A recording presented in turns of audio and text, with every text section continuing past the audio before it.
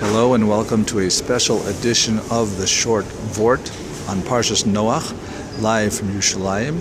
We are here under the kotel, inside, in a place where women usually do not get to see. This women daven more often when it's hot outside for mincha, which is something I just finished.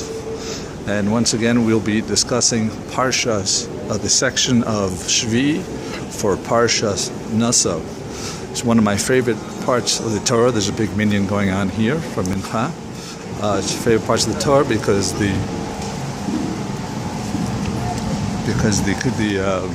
Nesiim all had achdus and they did not try to outdo themselves. Now as we go outside to the kotel plaza that's more famously known, and you might not see, I'm not sure how the sun will go out, but the topic is we are the concluding part of the Karbanos of the Nesiim. The Karbanos of the Nesiim, they each gave, there's a tally of what the Nesiim gave. It's Perek Zayin Pasuk Pei Dalet to Pei Vav, and it says there, as reviews the total amount of vessels donated, it says there were 12 silver bowls, 12 silver basins, and 12 golden ladles. And then there were the 12, of these 12 golden ladles, they were filled with the incense. It's kind of windy out here, it's very hot. You see the back of the kotel there.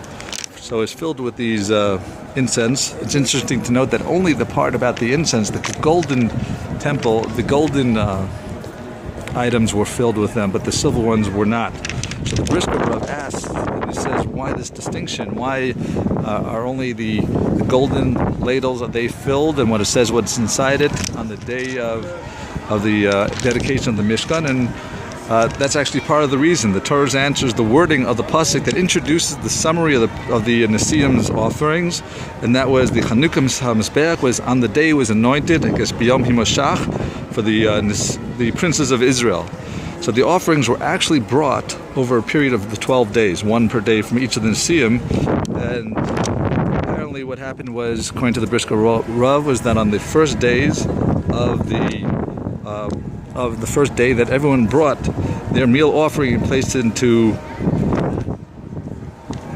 they all delivered the dedication that they brought with them. But there's a law. Actually lost it all. Okay, short Vort on Parshas Naso, Shevii 5776, part 2.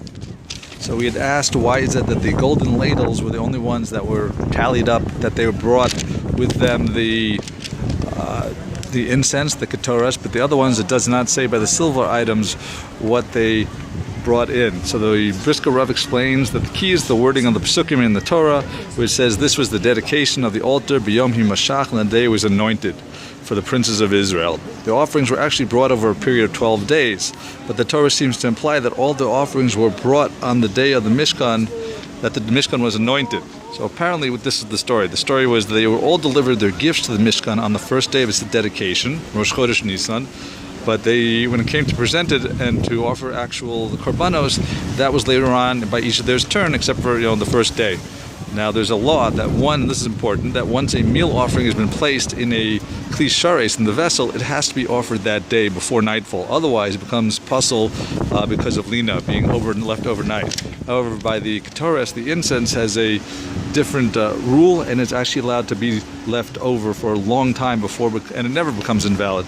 So here the princes, what they did, the Nesiim, is they brought to the Mishkan on the first day, and they didn't actually offer their korbanos that day at a later date, but they were able to bring in their ketoras. So the ketoras they could put in, but the other parts on the first day, they did at that day, B'yom Himashach, on that very day, the only thing in their kalim, the golden ladles, was the ketoras, but the other meal offerings, they had to wait until their days that they brought the korbanos. So with that in mind, we will be zocha for Bias Goal HaMashiach B'mher V'Yameinu. Thank you. Have a wonderful week and a wonderful Shabbos.